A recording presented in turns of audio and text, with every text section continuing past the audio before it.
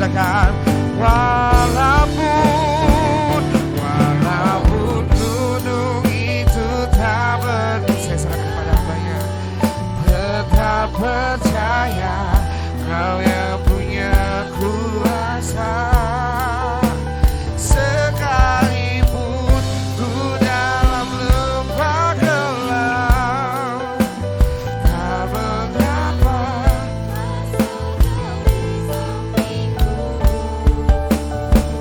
walaupun masalahku masih ada, tetap percaya rencanamu terindah. Pribadimu takkan pernah berubah. Iman yang aku pegang padamu Tuhan yang setia.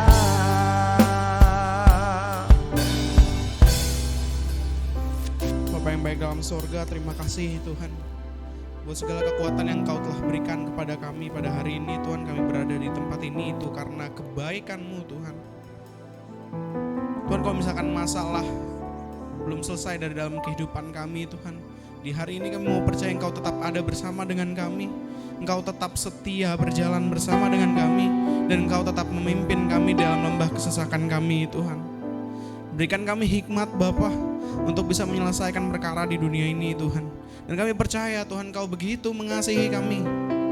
Engkau akan merawat kami Tuhan.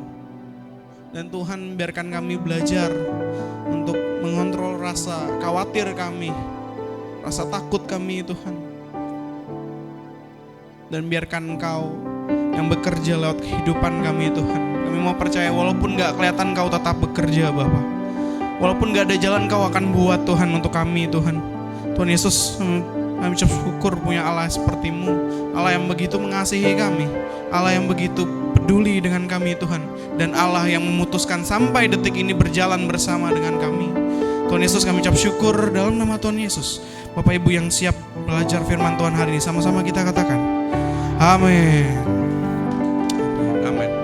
Terima kasih tim Praise and Worship. Shalom Bapak Ibu. Sekali lagi shalom Bapak Ibu.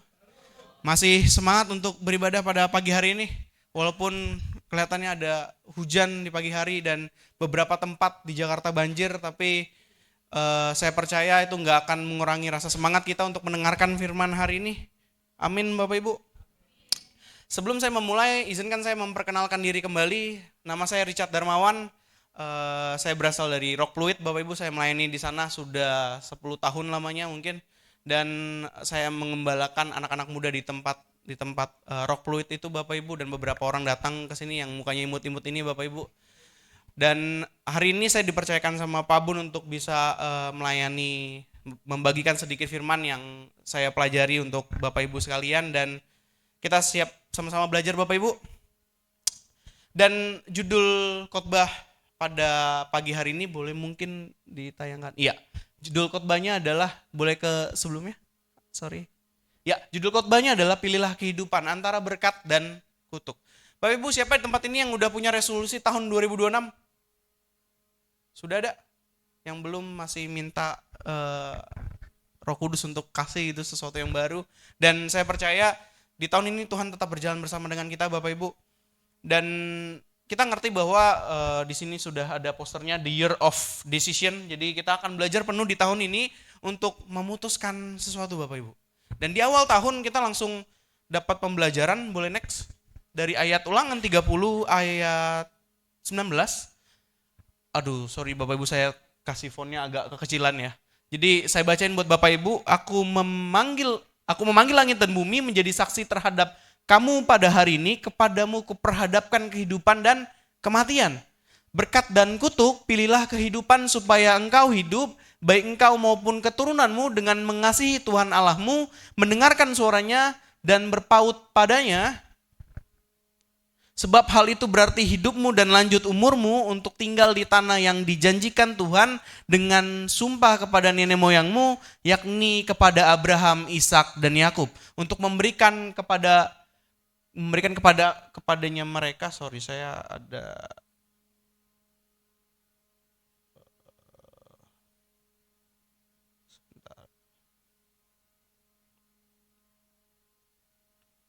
Ulangan 30.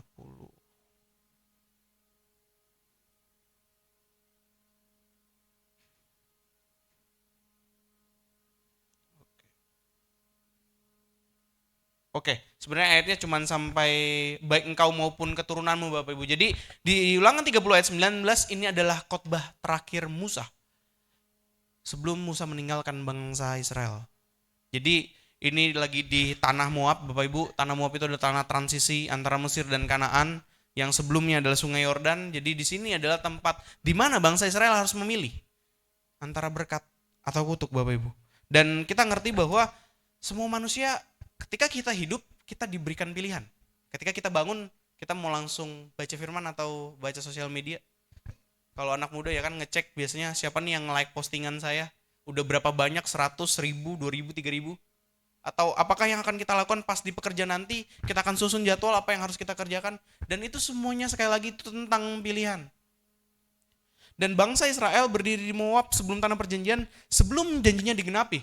Bangsa Israel tahu bahwa pas dipimpin Musa, Tuhan memberikan sebuah janji. Apa Bapak Ibu? Tanah perjanjian yang berlimpah susu dan madu. Mungkin ada all you can eat di sana juga gitu Bapak Ibu ya. Dan itu sangat didamba-dambakan sama bangsa Israel supaya bisa tinggal di tanah itu. Tapi permasalahannya adalah dia belum sampai. Dan berapa lama bangsa Israel butuh waktu untuk ke tanah perjanjian? 40 tahun lamanya. Bapak Ibu bayangin ketika ada satu generasi, satu bangsa itu berjalan di padang gurun 40 tahun lamanya dan melihat banyak mukjizat Bapak Ibu. Ada keyword pertama ketika Musa membelah Laut Mati. Ada makanan catering dari sorga turun, yaitu burung dan roti mana. Dan gak kekurangan, ada air yang keluar dari batu. Dan banyak lainnya, tiang awan dan api. Dan semuanya itu dirasakan oleh bangsa Israel. Dan saya mau bilang bahwa bangsa Israel enggak kekurangan mukjizat. Bapak Ibu siapa yang pernah merasakan mukjizat Tuhan hari-hari ini? Ya, kita enggak kekurangan mukjizat. Sama sekali. Tuhan kita Tuhan yang baik. Dan kalau misalkan saya boleh singkat cerita, kalau misalkan bangsa Israel bisa selamat daripada kejaran dari tentara Mesir, itu karena Tuhan membelah Laut Mati. Tapi Bapak Ibu, hal yang sama dirasakan bangsa Israel. Ketika bangsa Israel memutuskan untuk ikut Tuhan dan mau melewati Sungai Yordan. Sungai Yordan waktu itu deras sekali arusnya Bapak Ibu. Nggak bisa diseberangi cuman kayak step kaki itu nggak bisa. Dan Yosua harus memimpin bangsa Israel untuk menyeberangi Sungai Yordan. Dan Bapak Ibu tahu apa yang dilakukannya di Yosua 3? Tuhan tetap dengan cara yang sama. Memutuskan untuk berjalan di generasi walaupun berbeda masa kepemimpinannya. Tapi dia Allah yang setia, tetap memutuskan untuk berjalan bersama bangsa Israel walaupun kita tahu bahwa bangsa Israel sering kali nggak mau mendengarkan Tuhan. Waktu Musa naik ke Gunung Sinai, apa yang dilakukan bangsa Israel? Membuat lembu emas. Menyembah Allah lain. Dan sungguh itu menyakiti hati Tuhan. Tapi Tuhan Allah yang setia nggak pernah tinggalin bangsa Israel. Apa yang diperbuat? Seketika Sungai Yordan berhenti alirannya. Dan itu mengingatkan saya pas era Musa memimpin. Bukan siapa pemimpinnya, tapi siapa Tuhannya. Yang melakukan dari mukjizat satu ke mukjizat lain. Dan hari-hari ini kita sebagai pengikut Kristus, percayalah kita nggak akan kekurangan mukjizat. Allah Abraham, Ishak dan Yakub sama dengan kita. Dan kita nggak akan kekurangan mukjizat. Tapi yang paling penting adalah apakah mukjizat itu mengubah hati kita? Apakah mukjizat itu buat hati kita jadi ada pada Tuhan? Dan di minggu lalu kita disuruh pilih kehidupan. Dan bayangin Bapak Ibu, ini khotbah terakhirnya Musa, tapi Musa nggak pernah bilang soal tatanan kepemimpinan. Musa nggak ajarin bangsa Israel soal cara berperang. Musa nggak ngasih sebuah program untuk sebuah negara baru, tidak. Tapi yang Musa omongin adalah posisi hati. Karena Musa ngerti bahwa bangsa Israel pas dipimpin Musa ngeluh sana sini. Aduh kelaparan Musa, harusnya saya di Mesir aja walaupun saya harus jadi budak. Tapi at least saya dapat makanan. Muncullah catering dari surga. Dan seringkali seperti itu. Dan tapi di sini kenapa Musa berkhotbah soal kita harus memilih berkat dan kutuk. Boleh next? Nah, di sini kita mengerti Bapak Ibu, hidup kita selalu dihadapkan pada pilihan. Kita mau usaha atau kerja, kita mau tinggal di mana, kita mau mungkin nonton apa hari ini, kita mungkin mau makan apa. Banyak pilihan yang harus kita pilih. Bahwa riset menyatakan kalau misalkan kita dari pagi sampai malam, mungkin ada ratusan pilihan yang harus kita ambil Bapak Ibu. Dan percayalah, sebelum saya memimpin di KGC Pluit, ibadah Youth Anak Muda, saya jadi orang yang tidak bisa memilih keputusan dalam kehidupan saya. Saya bingung saya harus ngapain, saya nggak tahu masa depan saya apa, saya nggak ngerti harus gimana dan lain sebagainya. Itu cuma 2 pilihan, apalagi misalkan kita diperhadapkan dengan 4 pilihan, 5 pilihan, 6 pilihan. 2 aja sulit Bapak Ibu. Tapi dalam perjalanannya waktu saya mengenal Allah atau ginosko tadi ada dalam kehidupan saya mengerti bagaimana saya harus memilih. Saya ngerti gimana saya harus mengambil keputusan. Yang pasti adalah satu hal yang membuat kita gampang atau mudah untuk mengambil keputusan. Kita ngerti firman. Kita baca firman. Kita renungkan firman. Dan orang Kristen gak akan bisa lepas daripada kehidupan doa, penyembahan, dan firman. Dan ketika Bapak Ibu memutuskan untuk terus ikut Kristus, artinya Bapak Ibu harus memutuskan setiap hari untuk mau baca firman, untuk mau berdoa, untuk mau menyembah Tuhan. Dan ini adalah sebuah makanan atau kewajiban kita sebagai pengikut Kristus. Karena kalau tidak, kita akan digoncangkan dengan keadaan yang hari-hari ini makin tidak baik-baik aja. Setuju Bapak Ibu? Hari-hari akan makin sukar, firman yang bilang bukan saya. Dan kalau misalkan kita lihat banyak hal-hal yang gak terprediksi oleh kita. Dan banyak yang makin kacau hari-hari ini.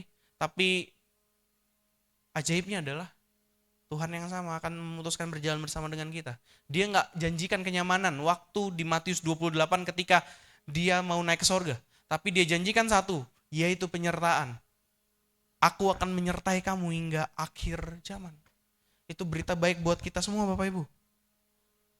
Dan pertanyaan terbesarnya adalah mengapa Allah yang penuh kasih itu tetap memberikan kita pilihan, berkat dan kutuk. Kenapa? Kenapa enggak berkat aja? Kan dia Allah yang mengasihi kita secara luar biasa. Ada amin Bapak Ibu? Tapi pertanyaannya kenapa ada pilihan kutuk di sana?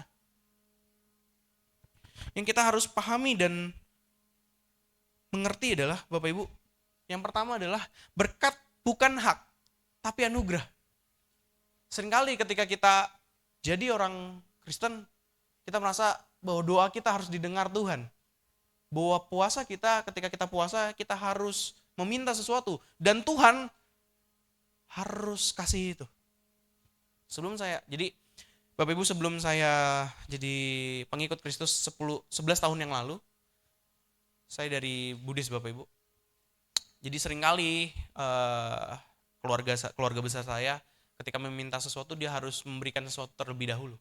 Dan sifatnya transaksional. Harus mungkin melepas burung. Mungkin Bapak Ibu ada yang familiar dengan itu. Harus melepas ikan dan lain sebagainya. Dan itu semuanya tentang transaksional.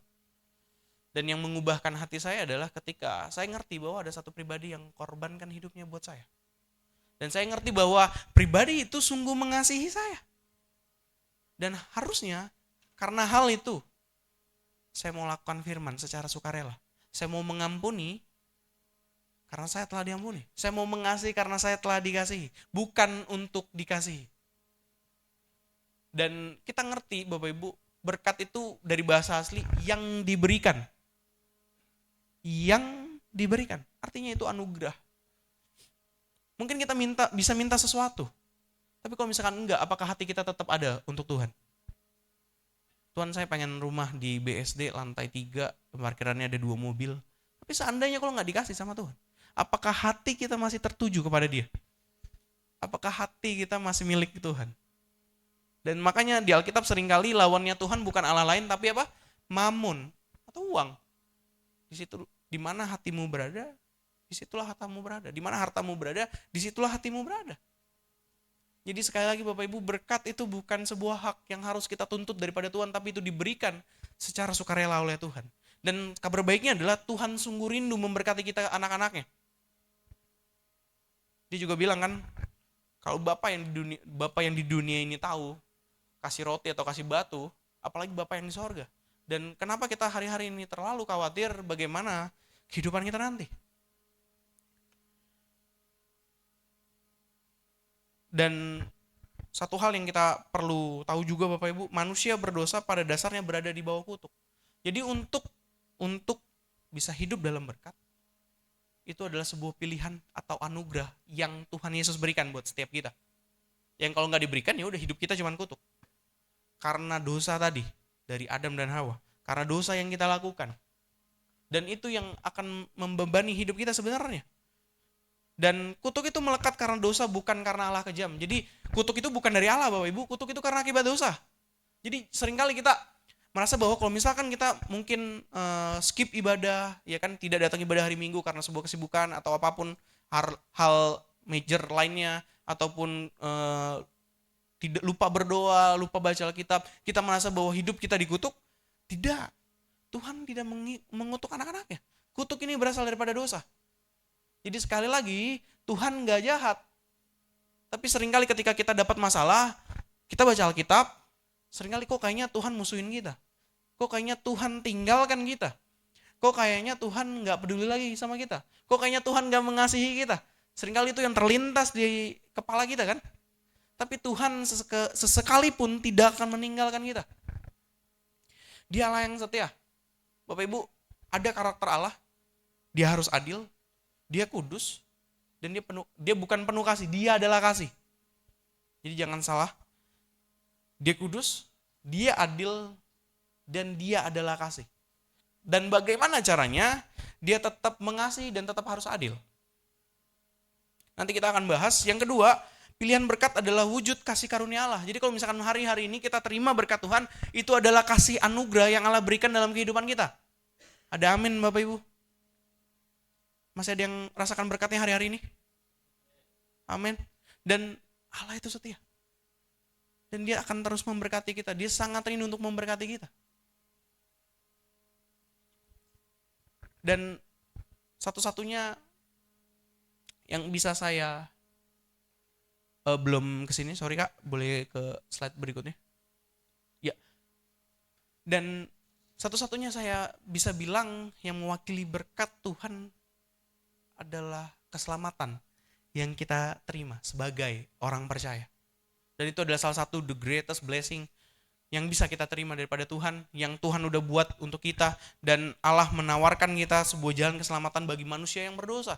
Dan Yesus mati bukan cuma buat kita yang duduk di bangku ini, tapi Yesus mati bagi semua orang yang ada di dunia ini. Dan kembali lagi, Tuhan yang adil itu memberikan sebuah pilihan, apakah kita mau ikut dia atau tidak. Jadi kita masuk neraka itu, atau dapat hukuman kekal itu, atau merasakan kematian kekal, keterpisahan abadi dengan Allah, bukan karena enggak ikut Yesus, tapi karena dosa kita. Jadi bukan sebuah hal yang kalau misalkan enggak ikutin kata Tuhan kamu ini ya itu ya, cuman bukan itu hal yang membuat kita terpisah dengan Allah, tapi karena sungguh dosa kita, murni, bukan karena Allah jahat. Karena Allah yang kudus, enggak bisa bersatu dengan sesuatu celah daripada akibat dosa. Dan itu konkret Bapak Ibu, absolut. Dan gak bisa dibantah. Jadi kita pahami hari ini bahwa ketika kita mendengar kutuk yang dibahas oleh Musa di sini, itu bukan karena Tuhan jahat sama kita. Itu bukan karena Tuhan mau memberikan ganjaran buat kita. Bukan, itu karena akibat apa yang kita perbuat. Dan saya percaya, apapun dosanya kita diampuni. Amin. Kok kecil tiba-tiba suaranya. Apapun dosa kita diampunin. Amin. Tapi apapun dosanya juga ada konsekuensinya. Yang kita harus bayar sendiri Bapak Ibu. Dan itu bagian kita. Tapi sejauh itu Allah sudah memberikan jawaban dan sebuah solusi, yaitu Yesus Kristus itu sendiri. Dan berkat harus dipandang sebagai belas kasihan Allah, bukan sesuatu yang pantas kita tuntut. Jadi seringkali kita suka nuntut Tuhan untuk berikan A, B, C, dan D. Untuk bisa provide keinginan kita, Lamborghini, Porsche 911, apapun itu dalam kehidupan kita yang kita mungkin inginkan. Tapi kita harus pahami hari ini bahwa kita tidak bisa nuntut Tuhan. Dan iman kita bukan iman yang transaksional. Tuhan, kalau saya memberi pada gereja ini, Tuhan harus memberi saya ini ya. Tuhan, kalau saya persepuluhan, jangan kasih saya penyakit ya, dan lain sebagainya. Kita nggak bisa Bapak Ibu. Kita nggak bisa nuntut Tuhan, kita nggak bisa bertransaksi dengan Tuhan seperti itu. Karena iman kita bukan berdasarkan transaksional. Kita beri apa, kita dapat apa. Seringkali hamba Tuhan bawa firman yang berilah maka kamu akan diberi. Betul? Itu nggak ngomongin materi, itu ngomongin pengampunan. Berilah maka kamu akan diberi. Suatu takaran yang pantas bagimu. Seringkali kita lupa bahwa hidup ini nggak cuma soal materi. Lebih daripada itu Bapak Ibu. Dan kalau kita memberi, bukan karena kita ingin diberi, tapi karena kita sudah diberi. Amin Bapak Ibu. Dan waktu saya SMA, saya nggak tahu harus kuliah apa. Saya nggak tahu masa depan saya mau jadi apa. Jauh-jauh Bapak Ibu, masa depan saya cuma operator warnet. Karena sehari-hari saya main warnet gitu kan. Mungkin sekarang udah sedikit sekali warnet di sini. Cuman yang bisa saya lihat sejauh masa depan saya cuman jadi pegawai operator warnet. Yang mungkin gajinya nggak sampai UMR. Tapi ketika saya ketemu Kristus, saya ngerti bahwa identitas saya sesungguhnya siapa. Saya ngerti apa yang Tuhan sudah tetapkan dalam kehidupan saya itu apa. Saya ngerti goalnya, saya ngerti destinasinya. Dan saya ngerti bahwa saya ditebus dan harganya sudah mahal. Dan itu gak ada yang bisa bayar selain Yesus Kristus. Akhirnya saya memandang diri saya berbeda. Akhirnya saya mulai mau belajar. Akhirnya saya mau mulai punya skill satu-satu. Dan itu yang membuat saya bisa sampai hari ini survive. Dan tidak jadi operator warnet. Dan masa depan yang gemilang itu Tuhan janjikan buat setiap kita. Dan itu janjinya Tuhan. Tapi dalam perjalanannya mungkin kita bisa ngeluh. Mungkin kita bisa gak percaya. Mungkin kita gak bisa meragukan Tuhan. Bahkan kita bisa melecehkan Tuhan. Bahkan kita bisa gak percaya Tuhan lagi. Tapi itu proses yang harus kita lewatin. Sama seperti bangsa Israel waktu masuk ke tanah perjanjian. Tanahnya udah ada? Sudah. Tapi bangsa Israel belum di sana. Tapi lewat proses yang dilewati sama bangsa Israel, pertanyaannya pilihan lagi kepada khotbah Musa pada hari ini. Pilihlah berkat dan bukan kutuk. Jadi berkat atau kutuk itu tergantung pilihan kita yang kita ambil sehari-hari Bapak Ibu. Waktu kita bangun sampai waktu kita tidur nanti. Dan bangun kembali dan tidur lagi. Dan sampai akhir zaman. Sampai waktu kita selesai. Dan Musa mau bilang sama kita, kalau misalkan mungkin dia masih bisa hidup di sini, pilihlah kehidupan dan bukan kutuk. Itu bukan karena Tuhan berikan kutuk buat kita, bukan karena apa yang kita perbuat bisa mendatangkan kutuk buat kita. Itu karena akibat dosa tadi. Dan Musa bilang bahwa kita harus pilih kehidupan, yaitu Yesus jalan kebenaran dan hidup. Amin. Dan itu yang harus kita pilih sehari-hari Bapak Ibu. Mau seberat apapun kehidupan kita, keadaan segoncang apapun, biarlah Yesus jadi pilihan kita setiap hari. Dan itu yang mau dibilang sama Musa, Bapak Ibu. Dan boleh next. Tadi saya sempat bahas bahwa blessing atau berkat itu bukan sebuah hal yang bisa kita tuntut. Dan pertanyaannya kembali, siapakah kita layak untuk menerima berkat itu Bapak Ibu? Yang pertama saya pengen bahas adalah jawabannya daripada kita semua yang duduk di bangku ini tidak ada yang layak untuk menerima berkat. Maafkan saya, tapi itu faktanya. Semua manusia telah berdosa. Di Roma dibahas banyak. Tidak ada satupun yang layak menerima berkat Allah. Tapi sekali lagi, Tuhan itu adil. Sekali lagi, Tuhan itu penuh kasih. Dan ada solusi untuk kita semua. Yang kedua, Kristus gantikan kita. Di Galatia 3 ayat 13, Kristus telah menebus kita dari kutuk hukum Taurat dengan jalan menjadi kutuk karena kita. Dia merasakan kutuk. Bukan karena hidupnya, bukan karena perbuatannya, tapi karena kita. Dan dia tahu itu Bapak Ibu. From the beginning. Dari semula. Bapak Ibu. Kutuk adalah konsekuensi bagi setiap orang yang gagal menaati Taurat secara sempurna.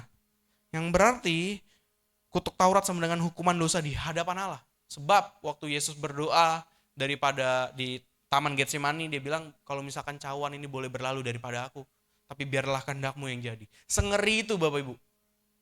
Sampai Yesus bilang kalau misalkan ini boleh berlalu daripada aku, tapi biarkan kehendak Tuhan yang jadi. Dan Yesus tetap komitmen untuk lakukan itu. Penebusan ganti dosa kita. Dan itu yang dilakukan sama Tuhan kita. Dan gak ada lagi hal yang lebih romantis dibandingkan hal tersebut. Dia pribadi yang mengenal kita seutuhnya. Yang dia tahu bahwa mungkin ketika dia menyelamatkan kita, kita masih berseteru dengan dia. Kita masih lawan dia, kita masih gak mau taat sama dia. Kita masih melakukan hal-hal yang dia mungkin kalau kita lakukan itu sakit hati. Tapi dia tetap dengan keputusan yang sama untuk bisa menyelamatkan kita daripada hukuman dosa. Yaitu maut. Keterpisahan abadi dengan Tuhan. Berkat yang kita terima adalah hasil penebusan Kristus, bukan hasil usaha kita. Jadi gak ada yang bisa kita banggakan sebagai orang Kristen selain Tuhan menebus kita daripada dosa. Dan itu hadiah utama yang bisa kita terima daripada Tuhan. Itu hal-hal yang kita bisa megah di dalamnya. Karena kelemahan kita nggak sanggup untuk bisa hidup sempurna seperti Kristus. Kita nggak sanggup hidup sempurna menuruti hukum Taurat. Kita nggak akan sanggup. Sehingga jawabannya itu sudah ada dari Tuhan itu sendiri. Dia adil karena tidak membatalkan. Dia adil karena tetap ada hukumannya. Dan dia penuh kasih jawaban buat kita. Supaya yang percaya tidak binasa, melainkan mendapatkan kehidupan yang kekal. Yohanes 3 ayat 16. Dan itu tema utama Injil Bapak Ibu. Hukuman kita digantikan oleh pada Kristus. Kristus tidak menjadi berdosa tetapi menanggung hukuman dosa. Dia sama sekali tidak cacat bercela hidupnya. Murni, kudus, putih. Sama sekali gak ada noda dalam kehidupannya. Tapi kenapa dia disalibkan? Dimana hukuman salib cuma buat orang yang terkutuk yang pantas mendapatkan hukuman mati. Tapi selama hidupnya, kita lihat tidak ada dosa dalam kehidupan Kristus. Dan dia kudus adanya. Dan ia mengambil posisi yang terkutuk bukan karena kesalahannya. Dia dihukum bukan karena kesalahannya. Dan dia tetap mau dihukum. Waktu dia disidang sama Pontius Pilatus, nggak ada sebuah pembelaan. Karena dia tahu bahwa dia harus melewati salib itu. Dia mengerti bahwa ini adalah tujuan kenapa dia ada di dunia, di bumi ini. Untuk melakukan karya keselamatan bagi kita semua Bapak Ibu. Dan ini disebut penebusan pengganti. Dimana kalau di perjanjian lama mungkin ada domba yang ada standar kualitinya, yang harus tidak ada cacatnya, yang harus putih dan lain sebagainya. Tapi Yesus gantikan domba itu untuk sekali, untuk selama-lamanya. Makanya gak ada korban bakaran lagi kan Bapak Ibu. Jadi Yesus adalah korban yang terakhir dan sempurna. Dan gak perlu ada korban lainnya. Untuk bisa memperdamaikan kita dengan Allah. Dan Yesus itu cukup Bapak Ibu. Dan Kristus mati supaya kita dibenarkan dan diperdamaikan dengan Allah. Ini sebuah fakta yang Yesus lakukan buat setiap kita. Jadi seringkali kita lupa bahwa apa yang Yesus katakan buat kita, apa yang Yesus lakukan buat kita ketika kita ngeluh. Ketika merasa hidup ini kok berat, ketika menjalaninya kok susah, ketika ada goncangan sana-sini dalam kehidupan. Tapi seringkali kita nggak ingat kebaikan apa yang Tuhan udah berikan di tahun-tahun yang lalu. Saya bilang sama anak muda di KGC Pluit, ada yang mungkin struggle-nya lagi cari kerjaan, ada yang mungkin struggle-nya lagi mau daftar kuliah, ada yang mungkin kekurangan dana untuk melanjutkan pendidikan, ada yang mungkin orang tuanya bertengkar dan lain sebagainya. Saya mau bilang, apapun kondisi kalian, Tuhan tetap ada bersama dengan kalian. Dan masalah ada membuktikan bahwa Tuhan akan bekerja. Jadi seringkali kita ketika merasakan masalah kita langsung ngeluh sama Tuhan. Padahal masalah adalah waktu Tuhan untuk perform miracle. Kalau misalkan gak ada masalah, Tuhan gak akan buat mukjizat. Ada amin Bapak Ibu? Kalau tidak ada masalah, Tuhan gak akan buat mukjizat. Ada amin Bapak Ibu? Jadi kalau misalkan kita rindukan mukjizat terjadi dalam kehidupan kita, harusnya ada masalah di sana. Sehingga Tuhan buat mukjizat di sana. Mungkin kayak sungai Yordan yang deras, yang ketika tabut perjanjian masuk di dalamnya semuanya berhenti, seperti kejadian pas Musa membelah laut mati. Itu sama, dan itu tandanya Tuhan berjalan bersama dengan kita antar generasi, dan dia gak berhenti untuk bisa mengasihi kita anak-anaknya. Dan itu yang dilakukan Tuhan kita. Yang ketiga, sikap yang benar terhadap berkat. Kita ngerti bahwa kita gak bisa sombong, tetapi kita bisa melakukan ucapan syukur. lewat berkat yang kita bisa terima. Kantor saya baru saja melakukan efisiensi, Bapak Ibu, dan saya hampir kena, tapi puji Tuhan saya tetap masih bisa bekerja sampai saat ini. Dan seringkali keadaan kita bikin khawatir, walaupun kayaknya udah lakukan firman, walaupun kayaknya persepuluhan, walaupun kayaknya persembahan, tapi saya mau bilang, masalah ada bukan buat bikin Bapak Ibu takut, tapi surrender kepada Tuhan, yang satu-satunya Allah yang memprovide kita apapun yang kita butuhkan. Dan khawatir mungkin boleh ada, ragu mungkin boleh ada, tapi kita nggak boleh hidup di dalamnya, Bapak Ibu, karena di luar Tuhan kita nggak bisa berbuat apa-apa. Dan kalau kita memutuskan untuk hidup di dalam ketakutan, kita lagi memutuskan untuk hidup keluar daripada Tuhan. Dan seringkali anak muda ketakutan, nggak bisa kuliah kok nanti nggak jadi orang, nggak bisa kuliah kok nanti nggak bisa kerja, nggak bisa kuliah kok susah ini dan lain sebagainya. Tapi Tuhan punya 1001 cara untuk bisa buat kalian, Bapak Ibu semua tempat ini, untuk bisa menerima berkat Tuhan. Yang mustahil aja dia lakukan. Tuhan menjadi manusia yang kayaknya nonsens, tapi dia lakukan bagi setiap kita. Dan dia mati di kayu salib. Dia lakukan itu buat sebuah kita. Dan itu cuma karena Yesus mengasihi kita. Ada amin, Bapak Ibu?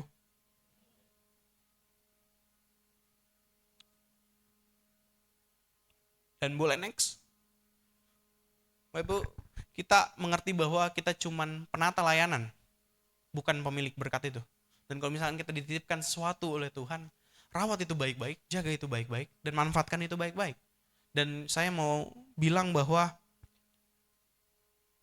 ada sebuah cara atau prinsip yang kita harus lakukan untuk hidup di dalam berkat. Pertanyaannya bagaimana hidup dalam berkat? Yang pertama, prinsip hidup orang percaya. Kita percaya Bapak Ibu, untuk mengikuti Kristus kita harus punya prinsip kehidupan, yaitu ada pada firman itu sendiri. Kita ngerti bahwa tidak hidup pasif dan bergantung pada orang lain. Terkutuklah orang yang mengandalkan orang lain. Kita nggak boleh andalkan orang lain dalam kehidupan kita. Kita nggak boleh berharap sama dia aja. Tapi percayalah Bapak Ibu, yang kita bisa andalkan cuman Tuhan kita, yang udah banyak kita lihat di Alkitab, banyak perkara-perkara hebat yang dia selesaikan lewat karakter-karakter Alkitab yang mungkin kita baca sehari-hari, dan dia akan buat hal yang sama bahkan lebih hebat untuk kita semua, Bapak Ibu. Jika kita memilih kehidupan. Jika kita memilih kehidupan. Jika kita memilih Yesus dalam pilihan kita sehari-hari. Dan maka kita akan rasakan bahwa Tuhan begitu baik. Bekerja lewat apapun yang mungkin kita udah perbuat salah di tahun-tahun yang lalu. Dan dia bantu kita di tahun 2026 ini untuk achieve goal kita.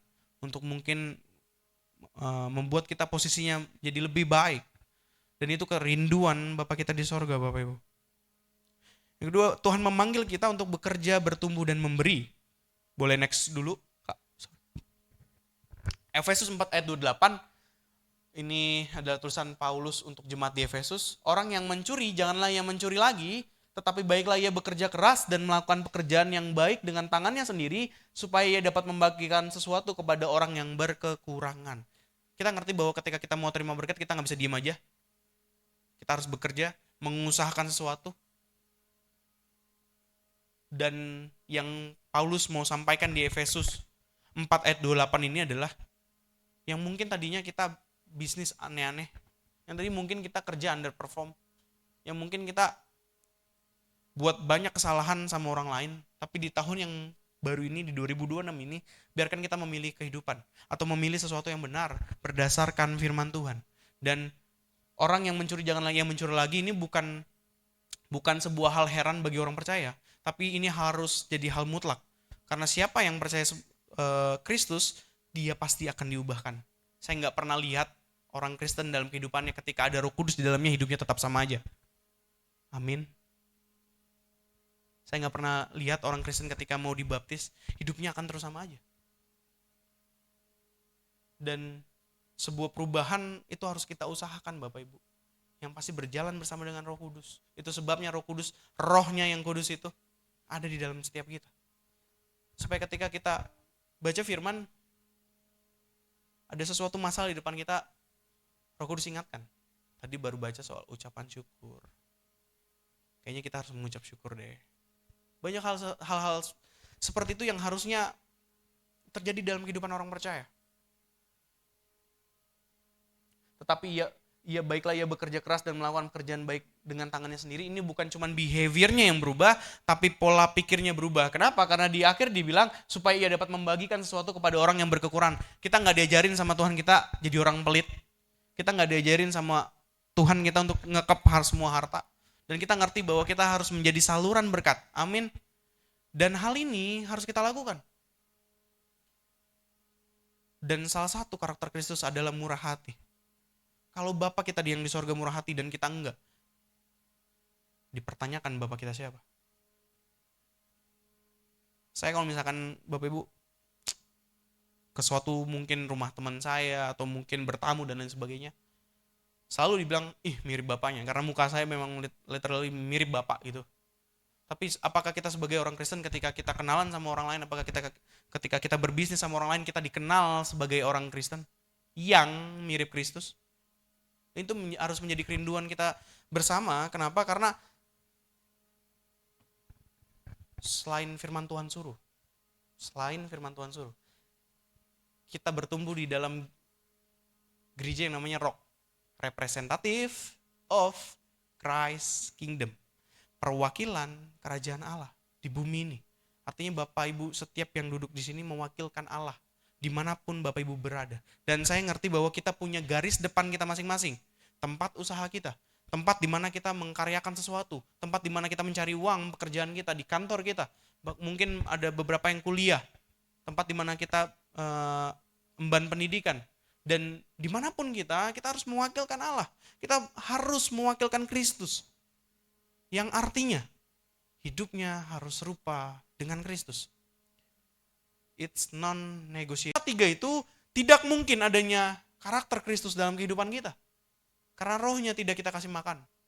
Kalau roh yang kita nggak kasih makan, artinya cuma satu hal yang kita kasih makan, yaitu daging kita. Dan kita ngerti bahwa daging kita akan mengarahkan kita ke sesuatu yang pastinya bukan keinginan Tuhan. Karena sejatinya daging kita nggak akan bisa nurut sama firman. Karena sejatinya tidak, Bapak Ibu.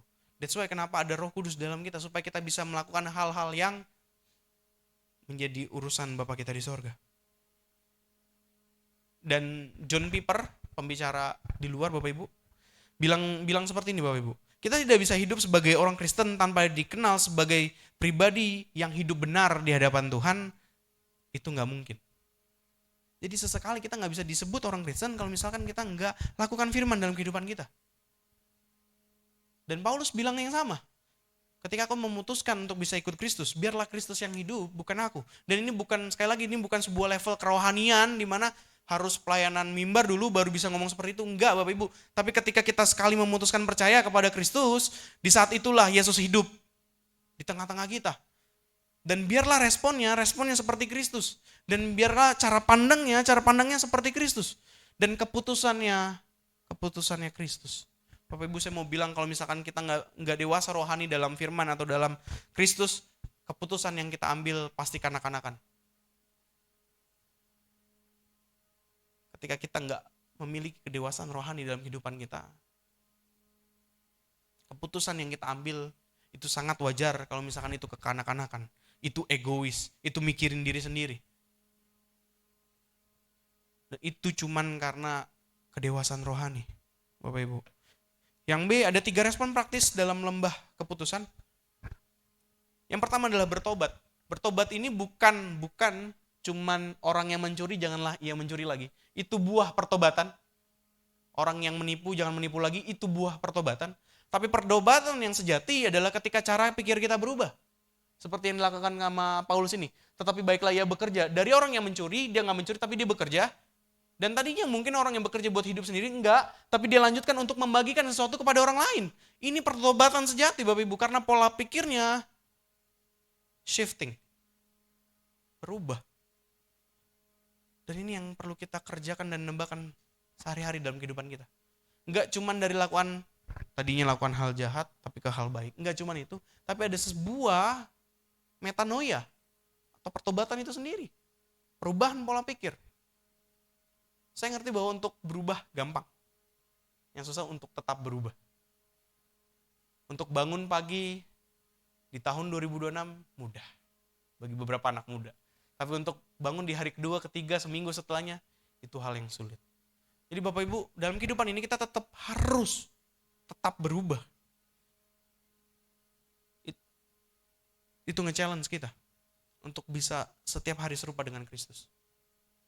Bapak Ibu di sini ada yang pernah nge-gym mungkin? Ada yang pernah nge-gym? Tidak ada sepertinya, walaupun badan saya kayaknya gemoy-gemoy seperti ini. At least saya pernah nge-gym 3 bulan Bapak Ibu. Saya tahu bagaimana caranya angkat barbel. Saya ngerti gimana caranya leg day sesakit apa. Dan saya ngerti gimana beberapa angkat beban yang tiduran sambil bench press. Ya bench press itu namanya. Dan iman itu kayak otot Bapak Ibu. Kalau kita nggak latih, kita nggak akan bisa mengampuni orang yang jahat sama kita. Kalau kita nggak latih, kita nggak mungkin bisa mengasihi orang yang nggak layak untuk kita kasih. Kalau kita nggak latih itu, mungkin akan sulit untuk berbagi kepada gereja, berbagi kepada sesama, berbagi kepada orang kiri dan kanan Bapak Ibu. Sulit. Itu cuma karena otot kerohanian kita. Dan kalau misalkan kita mengampuni orang di tahun 2025, sekali kayak mengampuni dia, oke. Di tahun 2026 belum sampai 1 minggu dia sakitin kita lagi. Kita mau mengampuni atau tidak? Angkat lagi, ngampunin. Ya, repetisi 1, repetisi 2, repetisi 3 aman. Repetisi 4 tuh tangan udah mulai getar kalau angkat beban 20 kilo ya kan. Sama, 4 kali ngampunin orang yang buat jahat sama kita kayaknya enak. Kayaknya gak mungkin. Itu udah jahat banget. Enggak mungkin. Tapi Tuhan kasih sebuah limit yang gak terbatas untuk kita ngampunin orang. Dan ayat yang dibawa banyak pembicara, berilah maka kamu akan diberi, itu berlaku bagi kita, setiap kita semua. Kita memberi pengampunan bukan karena ingin diampuni, tapi karena kita sudah diampuni. Itu bedanya kita sama orang lain. Dan diferensiasi itu harus ada di kehidupan orang percaya. Jadi kalau misalkan orang dunia tidak mau mengampuni, kita jangan tidak mau mengampuni. Kita harus mengampuni Bapak Ibu. Kalau orang dunia tidak mau memberi, kita tidak bisa tidak memberi. Kita harus memberi. Karena berkat yang Tuhan kasih ke kita enggak cuma mau dia berhenti ke kita, tapi ke orang lain juga. Dan hal itu yang Tuhan rindukan terjadi dalam kehidupan kita Bapak Ibu. Yang kedua, berjuang dengan bekerja keras. Kita ngerti bahwa kita gak bisa diem-diem aja dan berharap bahwa Tuhan kasih saya rezeki, tiba-tiba ada transferan dari sorga 5 miliar atau berapapun itu.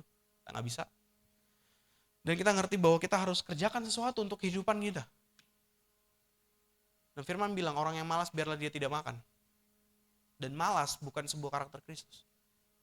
Dan kita gak bisa malas-malasan jadi orang Kristen Bapak Ibu. Kita gak bisa malas secara rohani dan jasmani. Waktu saya muda, yang ada keraguan tadi Bapak Ibu, yang kayaknya gede jadi OP warnet atau operator warnet, pas saya ada mengalami sebuah pengajaran mindset shifting tadi, dan saya ngerti, orang yang pribadinya serupa dengan Kristus akan dipakai banyak perusahaan. Amin. Kok kurang yakin? Ada amin Bapak Ibu? Orang yang pribadinya serupa dengan Kristus, mungkin bisnis gak akan baik-baik aja, tapi orang suka berbisnis dengan Bapak Ibu. Amin. Karena yang Yesus tuh mau dalam kehidupan kita, dia sungguh rindu memberkati kita. Tapi seringkali, yang Musa bilang ke bangsa Israel, seringkali kita memilih kutuk. Tapi kita ngerti bahwa konsekuensinya gak enak. Tapi seringkali, buat daging kita itu nyaman. Dan Musa bilang di closing statement khotbahnya, pilihlah kehidupan. Pilihlah firman Tuhan. Pilihlah Tuhan. Pilihlah Yesus. Dalam setiap apapun keputusan yang Bapak Ibu mungkin ambil dalam kehidupan kita sehari-hari. Dan yang ketiga, Tuhan mau kita membagikan berkat kepada orang lain melalui perbuatan kasih dan juga Injil. Saya melayani anak muda sudah mungkin 3 tahun, Bapak Ibu. Saya ngerti bahwa untuk melayani mereka butuh uang, butuh makanan, butuh waktu, butuh emosi, dan banyak hal lainnya yang dikorbankan. Dan hal ini mereka butuhkan untuk mereka bisa hidup di dalam firman. Sebuah arahan, sebuah kepemimpinan yang leading mereka bukan kepada kenyamanan tapi kepada kebenaran. Mungkin beberapa Bapak Ibu di sini mungkin sudah punya anak yang remaja dan mereka itu butuh hubungan yang autentik Bapak Ibu. Hubungan yang ketika mereka jujur mereka nggak dijudge. ketika mereka jujur, mereka sebenarnya lagi minta tolong untuk minta bantuan, nggak tahu arahnya harus gimana.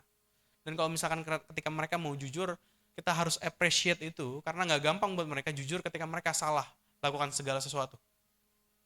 Dan harus ada ruang kesalahan bagi mereka. Oke, salah nggak apa-apa, tapi kita mau perbaiki ini. Oke, udah salah ya. Oke, kita ngerti bahwa masa lalu nggak bisa diubah, kita nggak bisa balik, kita nggak bisa putar waktunya, tapi kita bisa ambil keputusan yang baru, keputusan yang memiliki kehidupan di tahun yang baru. Mungkin daripada kita banyak yang memutuskan hal-hal yang salah di tahun-tahun sebelumnya, tapi biarlah di tahun ini kita memutuskan sesuatu yang ilahi, atau sesuatu yang roh, Bapak Ibu. Saya mungkin boleh panggil pemusik maju ke depan. Boleh next. Dan di akhir khotbah saya mau bilang bahwa Allah tidak hanya ingin kita diberkati, Bapak Ibu, tetapi hidup sebagai saluran berkat. Jadi Bapak Ibu ketika dapat berkat daripada Tuhan, kita punya PR atau tugas daripada Kristus untuk bisa membagikan itu kepada orang-orang di sekitar kita, untuk bisa menjadi saluran berkatnya Tuhan. Yang kedua, pilihan ada di tangan kita setiap hari. Bapak Ibu, Musa di khotbah terakhirnya bilang tentang pilihan, dan ini bukan soal keluarga negaraan, tapi soal posisi hati. Dan saya mau bilang pada hari ini, biarkanlah posisi hati kita benar di hadapan Tuhan setiap hari, sehingga kita memilih keputusan yang benar setiap harinya, Bapak Ibu. Dan di lembah keputusan yang mungkin Bapak Ibu punya Moabnya masing-masing, atau tempat transisi tadi, tempat di antara untuk memilih berkat atau kutuk, Bapak Ibu memilih berkat. Dan Musa bilang untuk pilihlah kehidupan. Dan pertanyaan atau sebuah ajakan pada hari ini, Bapak Ibu, apakah kita hanya ingin menerima berkat atau mau hidup sebagai orang yang memilih kehidupan dan memuliakan Tuhan? Bapak Ibu, mungkin saya tutup dengan ini. Bapak Ibu ingat Yusuf, anaknya Yakub? Ada ingat Bapak Ibu? Anaknya Yakub, Yusuf. Dia dijual, Bapak Ibu. Bapak Ibu paham seberapa teganya keluarganya terhadap dia? Saudara-saudaranya Ruben, Yehuda dan lain-lain. Dia dijual. Dan gambar keluarga Yakub punya gambaran keluarga era ini. Kita mungkin bisa buat kesalahan dalam masa lalu kita. Kita mungkin bisa buat sesuatu hal yang kayaknya gak manusiawi. Kita mungkin bisa buat salah tuh kayaknya yang keterlaluan, Bapak Ibu. Seperti Yehuda yang memutuskan untuk jual Yusuf ke orang Midian. Kalau misalkan kita pernah seperti itu, Bapak Ibu, percayalah Tuhan sediakan juga ruang salah bagi kita semua. Percayalah, setiap orang layak untuk dapat kesempatan kedua. Dan Yesus berikan kesempatan itu ke setiap kita di tempat ini. Dan 20 tahun setelahnya, ketika Yusuf udah jadi orang nomor 2 di Mesir, lewat prosesnya yang gak enak itu kita ngerti, Bapak Ibu. Yang gak enak lah Yusuf, ya kan, di penjara dan lain sebagainya. Entah bagaimana Tuhan mempersatukan mereka kembali. Bapak Ibu ingat ceritanya ketika kelaparan hebat datang melanda, Yakub suruh anak-anaknya untuk pergi ke Mesir yang punya banyak makanan itu. Ingat ya, di dalam masalah ini yang mungkin terjadi kelaparan hebat, ada sesuatu pesan Tuhan yang ingin Tuhan sampaikan kepada kita semua. Dan Tuhan bekerja lewat masalah, Bapak Ibu. Walaupun mungkin gak kelihatan, tapi dia bisa buat sesuatu menjadi mungkin. Ketika anak-anaknya bertemu dengan Yusuf, dan Yusuf tahu bahwa ini saudara-saudaranya waktu jual dia, Yusuf tidak ada perasaan dendam. Yusuf tidak ada perasaan untuk membalas. Tapi Yusuf ingin tahu apakah keluarganya masih sama atau tidak jahatnya. Akhirnya apa? Disuruh tinggalin saudaranya. Dan saudara-saudaranya pergi balik ke bapaknya. Disuruh bawa adiknya ternyata, yang namanya Benjamin. Dan Yakub sangat sayang banget sama Benjamin, Bapak Ibu, anak terakhirnya. Kenapa? Karena Yusuf dijual dan dia trauma, Yakub. Dan kenapa itu dia begitu mengasihi Benjamin? Dan akhirnya dengan memohon hebat, ya kan, Yehuda memohon, ayo tolong Kalau nggak kita nggak bisa dapat makanan, kita nggak bisa survive. Akhirnya Benjamin diperbolehkan, tapi Benjamin harus balik. Kalau nggak, Yakub nggak tenang. Dan Yakub udah lanjut usianya, Bapak Ibu. Mereka balik ke Mesir, bertemu dengan Yusuf. Mereka makan sehidangan dengan Yusuf. Yang pada era itu aneh kalau bangsa Israel makan dengan orang Mesir. Tapi hari itu mereka semeja, dan mereka pasti bingung juga sih kenapa semeja. Tapi Yusuf isengin mereka. Ada sebuah piala Yusuf yang Yusuf tempatkan di bawah inventorinya mereka, tasnya mereka lah untuk membawa makanan. Dan tiba-tiba sebelum sampai gerbang mereka ketahuan. Dan akhirnya Yusuf tahu. Yusuf bilang apa? Kenapa engkau berbuat jahat seperti ini dan lain sebagainya. Dan Yusuf minta ganti supaya adiknya ditahan sini dan mereka boleh balik. Tapi tahu apa Bapak Ibu yang saudaranya lakukan buat Benjamin? Yehuda bilang ke Benjamin, Tuan, biar aku saja yang gantikan dia. Dia harus pulang ke bapakku. Bapakku gak sanggup untuk kehilangan anak-anak lagi. Bapak Ibu tahu ada sebuah perubahan hati, perubahan pola pikir yang dialami Yehuda yang 20 tahun lalu ngejual Yusuf. Dia orang yang sama yang ngejual Yusuf. Tapi dia orang yang sama setelah 20 tahun setelahnya, yang gak rela adiknya ditinggal dan mau mengusahakan supaya adiknya sampai kembali kepada Yakub. Dan mungkin hari-hari ini kita bisa berbuat salah di masa lalu kita, dan kita mengerti bahwa itu gak akan terulang kembali. Dan itu gak apa-apa Bapak Ibu. Tuhan sediakan sebuah pengampunannya, Tuhan sediakan kesempatannya, dan Tuhan tetap berjalan dengan bersama Bapak Ibu sekalian di tahun 2026 ini. Dan saya berdoa Bapak Ibu, kita bisa memiliki kehidupan di tahun 2026. Tuhan Yesus memberkati. Mungkin saya boleh petugas perjamuan.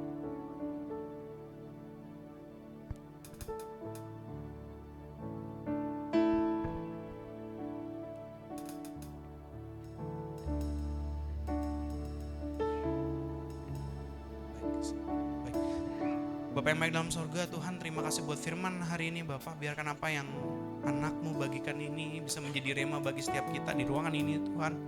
Dan biarkan semua kita yang ada di ruangan ini Tuhan bisa mendengar apa isi hati-Mu dalam kehidupan kami. Dan kami bisa memilih kehidupan dalam hidup kami Tuhan. Dan kami mau berjalan bersama dengan Engkau di tahun ini Tuhan. Dan Tuhan curahkan isi hati-Mu di setiap kami Bapa, sehingga kami mau melakukan perkara yang Kau inginkan dalam kehidupan kami. Kami menjadi pribadi yang serupa dengan Kristus. Kami mau memberikan kesempatan kepada orang lain, dan kami mau menjadi berkat bagi banyak orang Tuhan.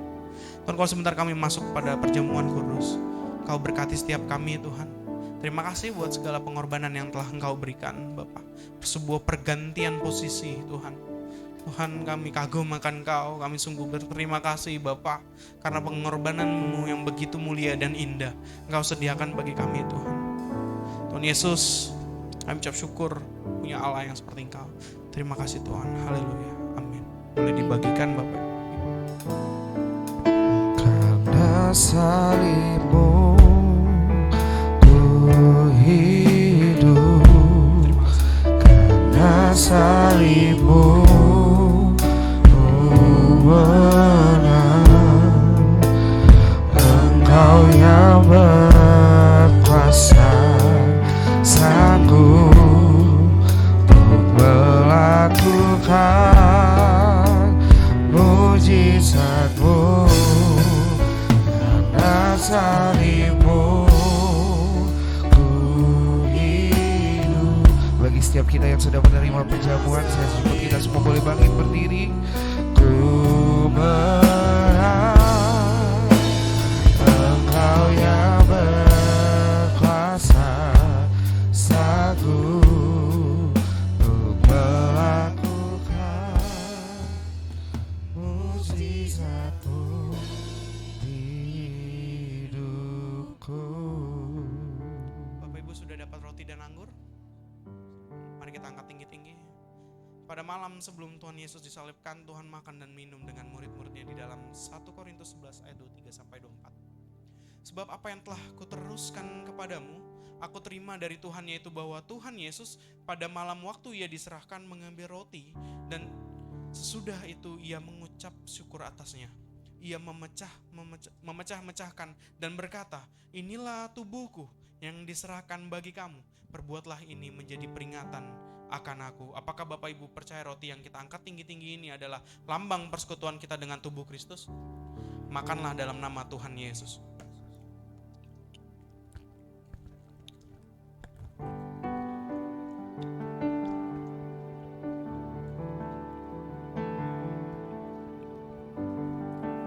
Demikian juga ia mengambil cawan. Sesudah makan lalu berkata, cawan ini adalah perjanjian baru yang dimateraikan oleh darahku. Perbuatlah ini setiap kali kamu meminumnya, menjadi peringatan akan aku. Apakah Bapak Ibu percaya anggur yang kita angkat tinggi-tinggi ini adalah lambang persekutuan kita dengan darah Kristus? Minumlah dengan nama Tuhan Yesus Kristus.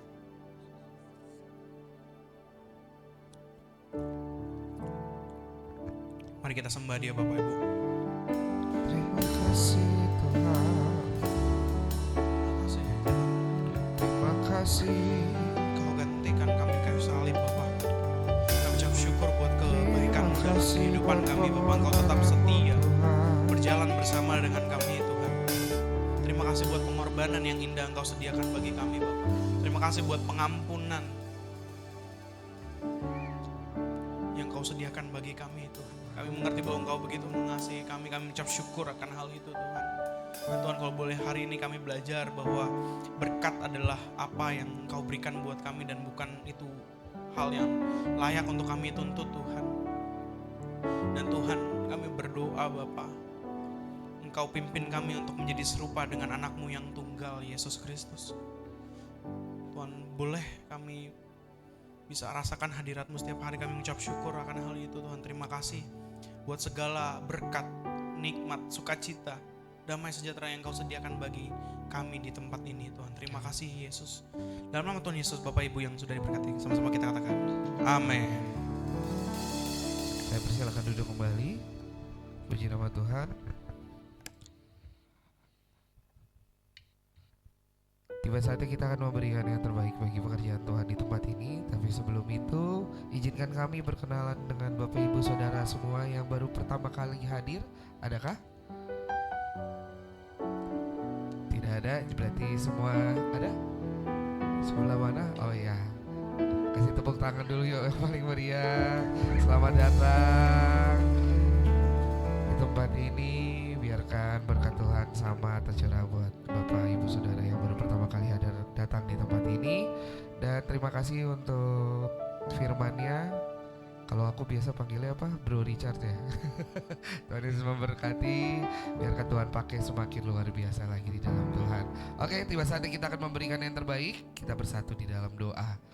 Bapa yang baik dalam kerajaan surga, sungguh Engkau baik, begitu baik bagi kami, Tuhan. Kalau hari ini Tuhan, tadi kami sudah memuji menyembah Tuhan, kami sudah mendengarkan sebagian daripada firman-Mu. Biarkan Tuhan firman yang tadi kami dengarkan, yang telah disampaikan itu bisa menjadi rema bagi hidup kami, bisa menjadi kekuatan untuk hidup kami. Dan tiba saatnya Tuhan, kami akan memberikan yang terbaik untuk pekerjaan Tuhan di tempat ini. Biarkan Tuhan yang memberkati, tangan-tangan yang memberi, Tuhan gantikan berlipat kali ganda berkat yang sama akan mereka dapatkan secara luar biasa yang datangnya daripada Tuhan Yesus.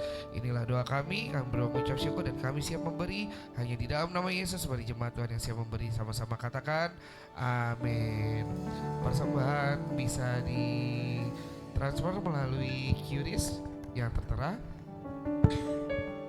atau nomor rekening di 0823 030301 di Rock Spring Hill umum. Apakah ada pengumuman tambahan? Slide selanjutnya. Bagi Bapak Ibu Saudara yang ingin memberikan perpuluhan, juga ada kotak perpuluhan yang sudah disediakan di depan. Dipersilakan.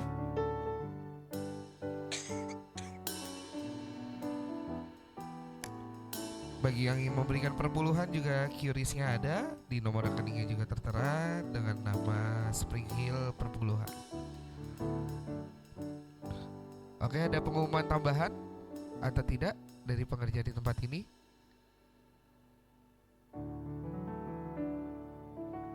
Ada? Oke.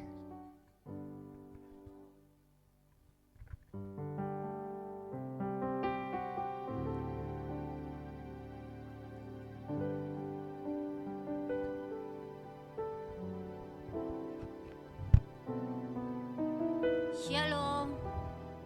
Diberkati oleh kebenaran firman Tuhan. Mari kita mendengarkan beberapa pengumuman. Untuk minggu depan kita tetap ibadah di tempat ini di jam yang sama ya. Bagi Bapak Ibu yang membawa teman, keluarga, kerabat, silahkan, kita welcome untuk terima di tempat ini. Juga untuk anak-anak yang punya anak, cucu, ponakan, boleh dibawa di tempat ini untuk mereka mengikuti sekolah minggu di tempat ini, Bapak Ibu ya. Selanjutnya setelah ibadah semua selesai, nanti kita makan bersama di luar ya, dengan teratur Bapak Ibu untuk diminta oleh pihak hotel. Itu aja pengumumannya, dan komsel kita masih belum aktif. Nanti di awal Februari kita boleh aktif kembali ya. Dan selanjutnya kita bangkit berdiri, kita angkat doa syafaat. Katakan kepada Tuhan, walaupun masalahku masih ada, gunung itu tak berpindah, tetap percaya Kau yang punya kuasa. Sekalipun ku dalam lembah gelap, tak mengapa asal Kau di sampingku. Walaupun kesalahanku masih ada, tetap percaya rencanamu terindah.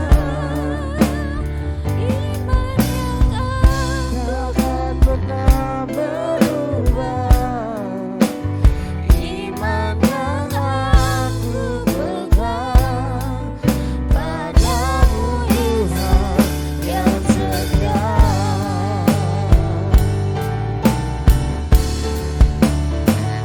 Walaupun gunung itu tak berpindah, tetap percaya Kau yang punya kuasa. Sekalipun ku dalam lembah gelap, tak mengapa asal Kau di sampingku. Walaupun masalahku masih ada, tetap percaya Kau yang mahu terindah. Imaniu takkan pernah berubah, iman yang aku pegang padamu Tuhan yang setia. Iman yang aku pegang padamu Tuhan yang setia.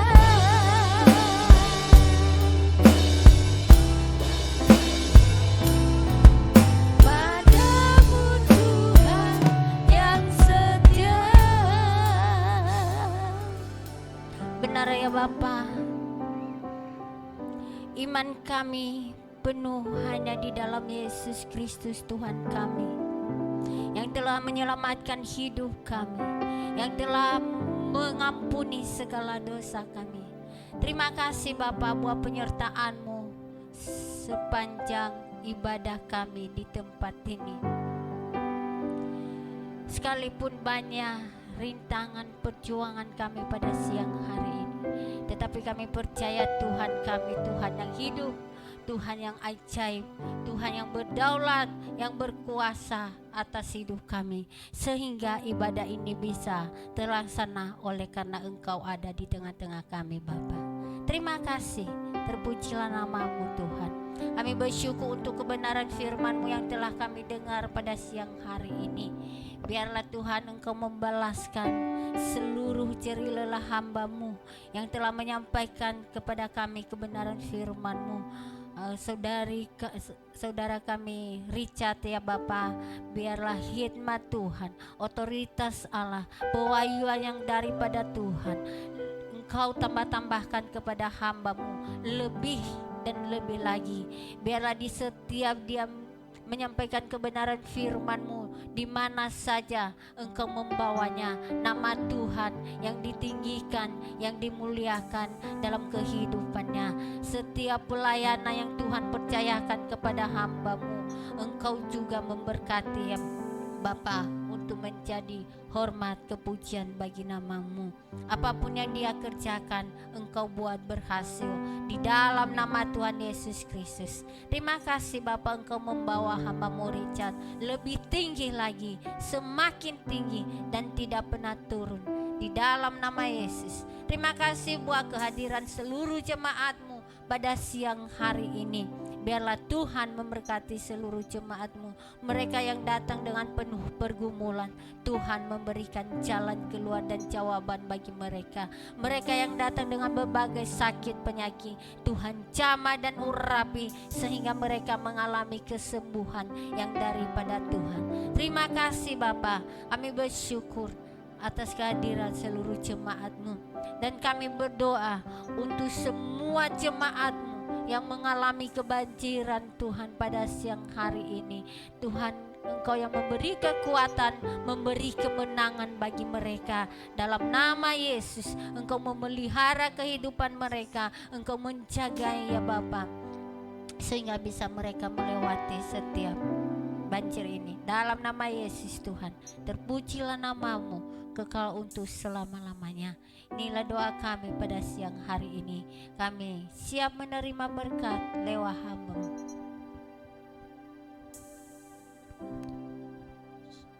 Baik Bapak Ibu, boleh kita angkat kedua tangan kita mau akhiri ibadah pada pagi hari ini. Bapak yang baik dalam surga, kami ucap syukur Tuhan buat kebaikan dalam kehidupan kami Bapak. Boleh kami dengar firman hari ini, biarkan itu menjadi rema bagi kehidupan kami Tuhan. Hamba-Mu berdoa buat Bapak Ibu di tempat ini, Engkau berikan kesehatan, panjang umur Tuhan, dan Engkau berikan sebuah hikmat untuk pekerjaan mereka, untuk usaha mereka. Engkau berkati apapun yang mereka kerjakan Tuhan, dan kami percaya Engkau akan memelihara kehidupan Bapak Ibu di tempat ini Tuhan. Dan yang lagi ada masalah, Engkau bantu untuk menyelesaikan ya Bapak. Dan kami percaya Engkau Allah yang setia dan gak pernah tinggalkan kami. Bapak Ibu boleh angkat tangan. Pulanglah dalam damai sejahtera dari Allah Bapa, cinta kasih dari Tuhan kita Yesus Kristus, dan dengan persekutuan dengan Roh Kudus telah memberkati Bapak Ibu sampai selama-lamanya. Yang sudah diberkati dan siap menjadi berkat di luar sana, sama-sama kita katakan amin. Selamat hari Minggu Bapak Ibu, Tuhan Yesus memberkati.